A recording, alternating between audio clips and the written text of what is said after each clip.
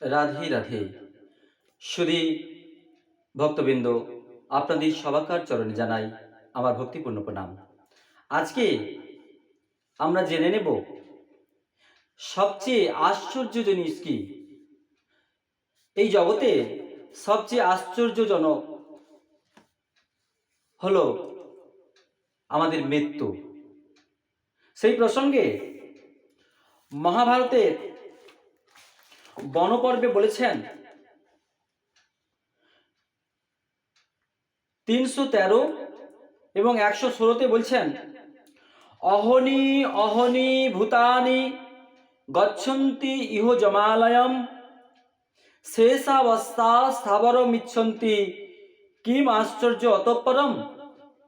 বলছেন প্রতিদিন লক্ষ লক্ষ লোক মারা যাচ্ছে, কিন্তু কেউ মৃত্যুর জন্য আগে থেকে প্রস্তুত হচ্ছে না। এটাই হলো সবচেয়ে আশ্চর্য জিনিস। সবচেয়ে আশ্চর্য এটাই।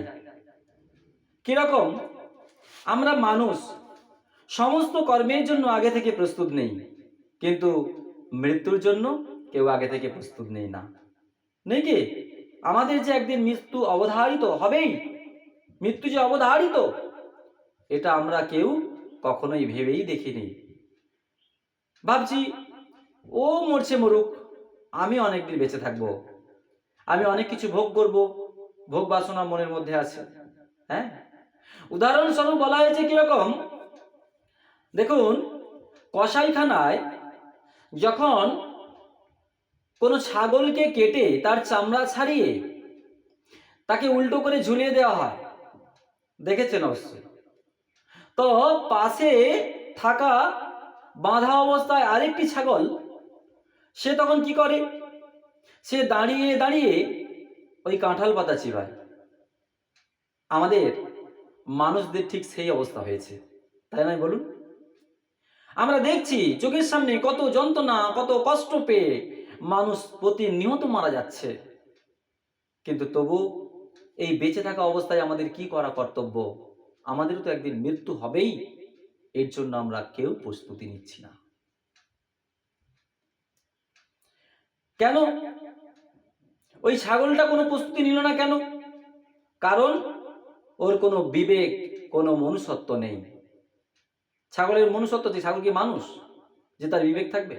কিন্তু আমরা মানুষ, আমাদের বিবেক আছে, জ্ঞান আছে, বুদ্ধি আছে, তবুও আমরা নিজেদেরকে কখনো তৈরি করছি না। শাস্ত্রে বলছেন মানব শরীর লাভ করে কাদেরকে পশু বলা হয়? শাস্ত্র তো কাউকে ভয় পায় না, তাই শাস্ত্র জোর গলায় বলছেন তে নরা পশব লোকে তে নরা পশব লোকে ক্রিম তেষাম জীবনে ফলম जो न लब्धा हरेर दीक्षा न অর্চিত বা জনার্দনে। বলছেন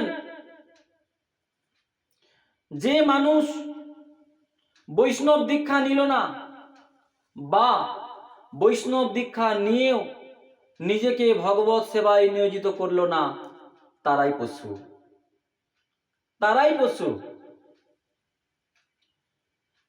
এই পশুদের কাজ কি? পশুদের কাজ হলো আহার, নিদ্রা, ভয়, মৈথুন।